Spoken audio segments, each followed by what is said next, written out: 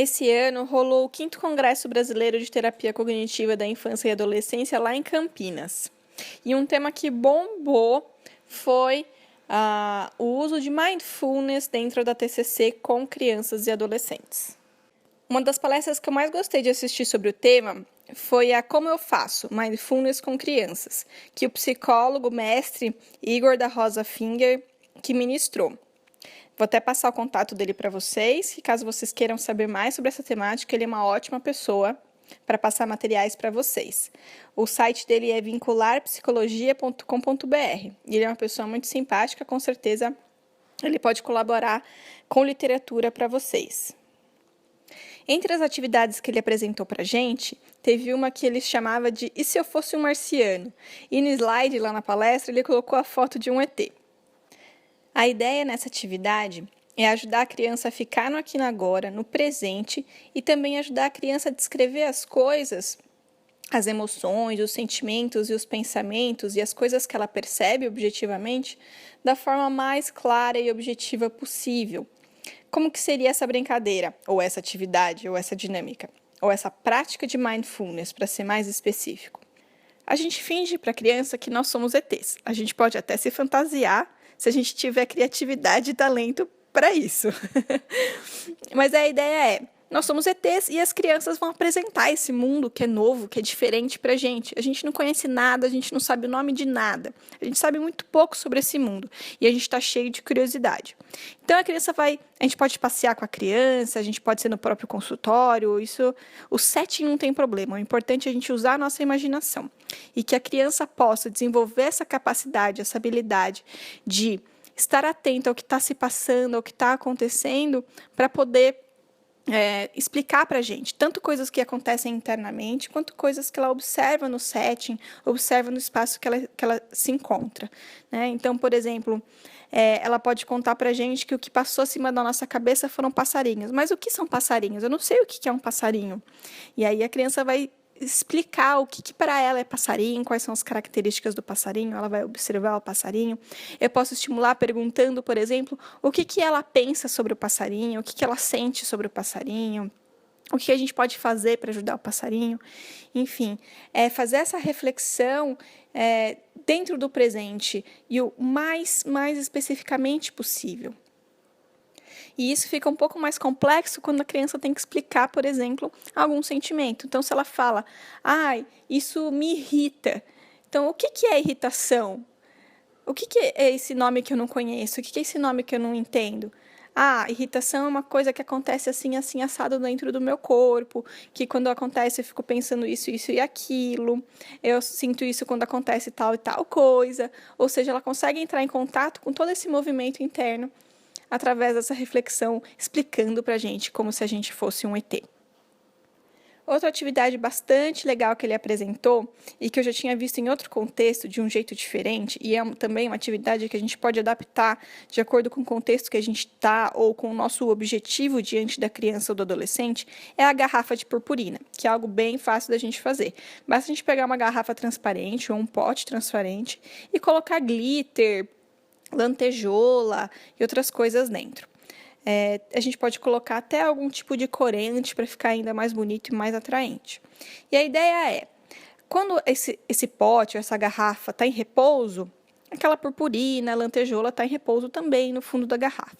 E se a gente mexe a garrafa, o que acontece é que todos aqueles brilhos, aquelas coisas que estão lá dentro, vão começar a se mexer loucamente dentro dessa garrafa. Lógico que tem que ter um líquido, né, para que essas coisas se mexam dentro da garrafa. Não é a garrafa vazia só com essas coisas. Tem um líquido dentro, uma água, tá?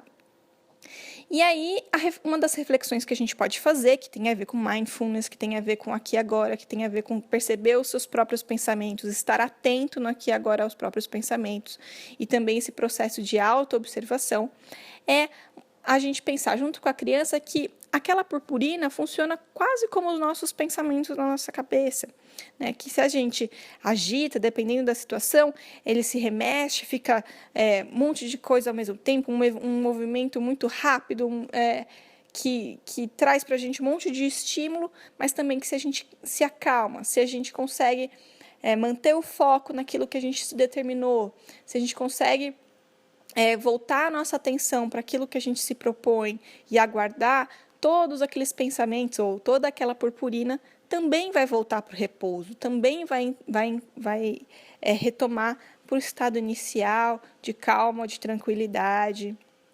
Tá? Então, essa é uma das reflexões que podem ser feitas. Tá? Usem a criatividade de vocês e usem a garrafa de purpurina ou o pote de purpurina da forma que vocês quiserem, né? Mas sempre com um objetivo. Lembrando que aqui dentro da terapia cognitivo-comportamental não existe um brincar sem objetivo. E dentro do Mindfulness é sempre a gente conseguir preencher a nossa mente com aquilo que a gente está se determinando a preencher, né? Então, ficar no aqui no agora e fazer esse processo de autoobservação no aqui no agora a partir dessa atividade.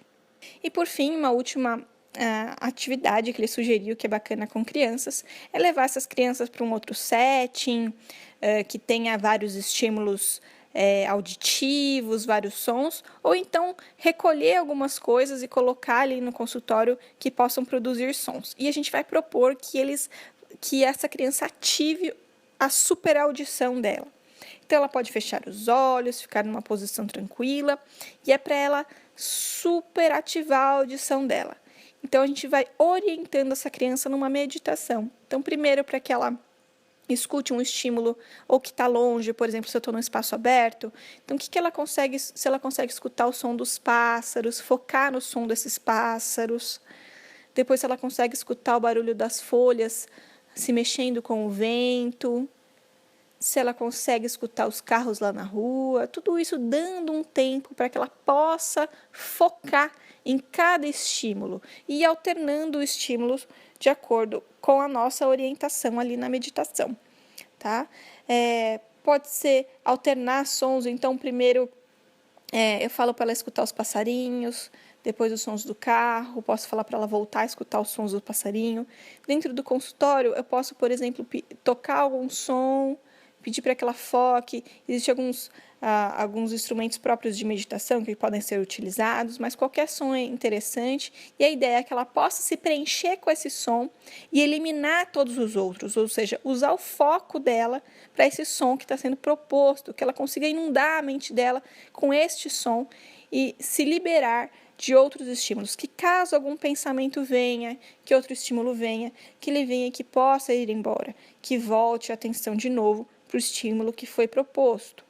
Tá bom, gente? Então, essas são algumas atividades básicas que eu expliquei bem por cima, mas para quem aí já está ligado na questão do Mindfulness e quer começar a aplicar com crianças, essas são algumas orientações iniciais, algumas atividades iniciais, que com o recurso que nós já temos da terapia cognitivo-comportamental, a gente pode complementar a nossa prática, torná-la ainda mais rica, ajudar as nossas crianças a entrarem em contato com elas mesmas, desenvolver aí a autopercepção e também o foco e a atenção plena.